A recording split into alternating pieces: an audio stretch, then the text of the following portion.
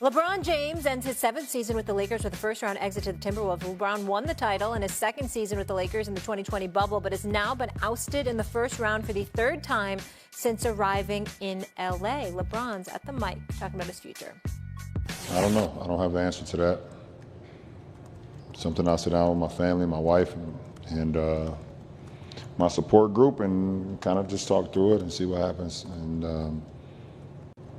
then just have a conversation with myself on how long I want to continue to play.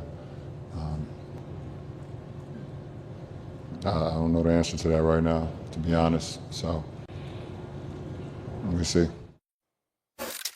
All right. LeBron's got to take a moment, reassess the situation, talk to his wife, family, all that good stuff. Jay Will, do you believe this could potentially be the last time we see LeBron on an NBA court?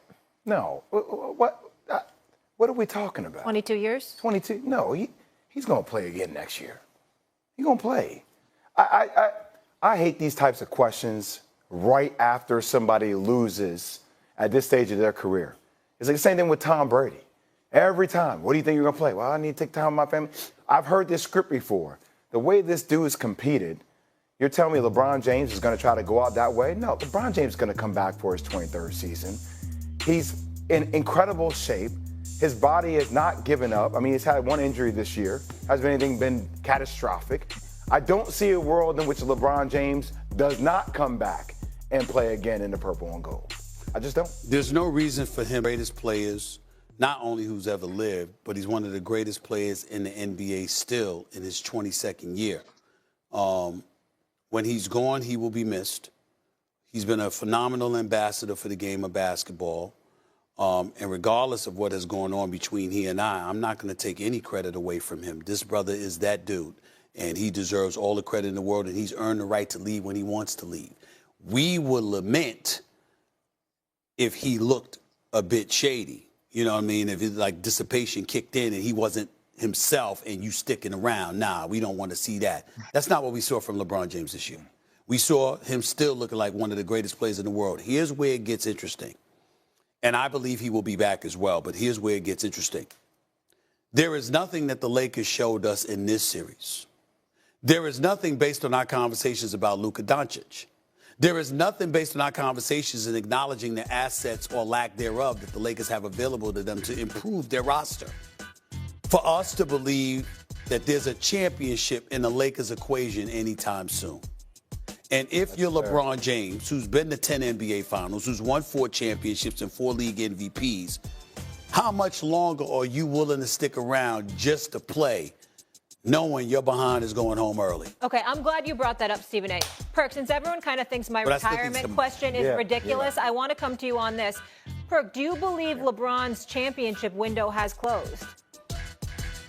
That's in the hands of Rob Pelinka and Jeannie Buss, right? Like, and also him retiring is in the hands of Rob Pelinka and Jeannie Buss.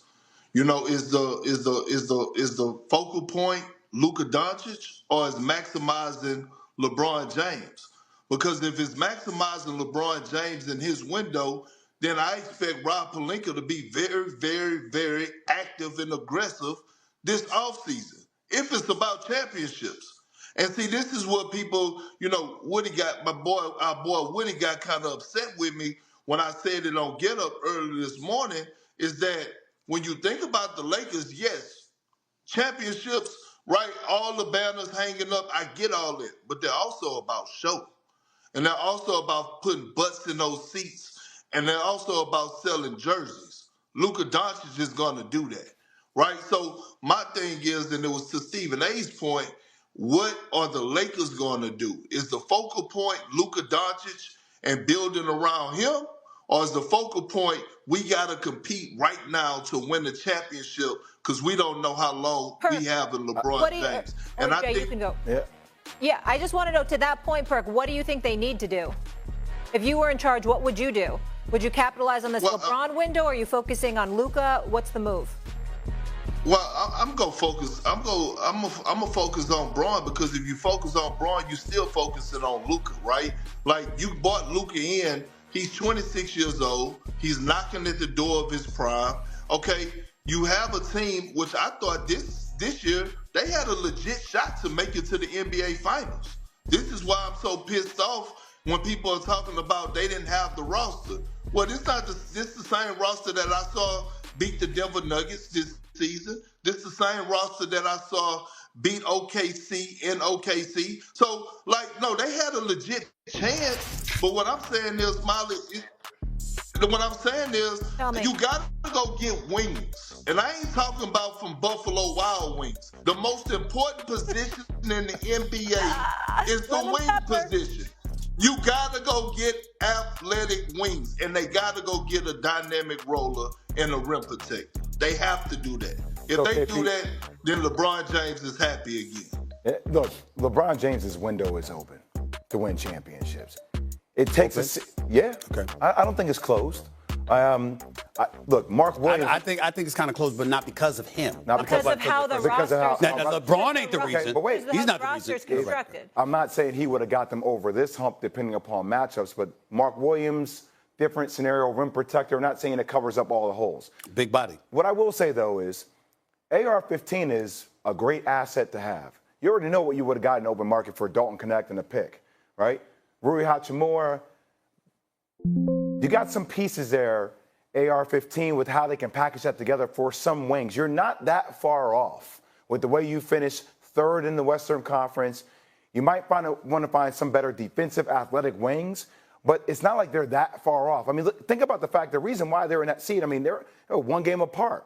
It was like a game of rock, paper, scissors, depending upon who was between 3 and 8, right? Yep. For the way that one rolled out. So it's not like it's closed definitively. You just find the right pieces in the market. It's right there. Let me throw out this question because I want to be fair. I want to be fair. Let me throw out this question to you and Big Perk.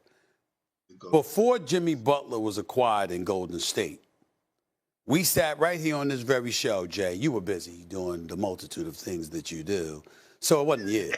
But the rest of us were sitting up here talking, and we were contemplating the future of Steph Curry and lamenting the fact that he seemed resigned to Golden State not really going anywhere. This is before the Jimmy Butler trade.